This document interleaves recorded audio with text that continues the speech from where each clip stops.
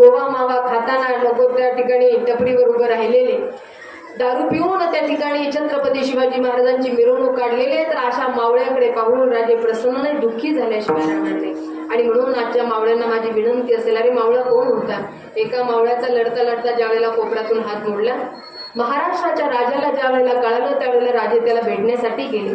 भेटायला गेले त्यावेळेला तो मावळा रडत होता. रडताना राजाने ज्या वेळेला पाहिलं, राजे त्याच्याशी बोलू लागले, अरे भवानी नावाची तलवार, कृष्णा नावाची घोडी आणि एवढं सगळं काही असताना, हर हर महादेव मुखामध्ये गजर असताना तुझ्या डोळ्यात पाणी. त्यावेळेला मावळ्यानं जे दिलेलं उत्तर ते फार समर्पक आहे. त्यानं सांगितलं, राजे माझा हात मोडला म्हणून मी रडत नाही हो, दुःख एकाच गोष्टीचं वाटतं, छत्रपती शिवाजी महाराज आज मला भेटण्यासाठी आले आणि त्यांना मी मुद्रा करू शकत नाही म्हणून डोळ्यात पाणी.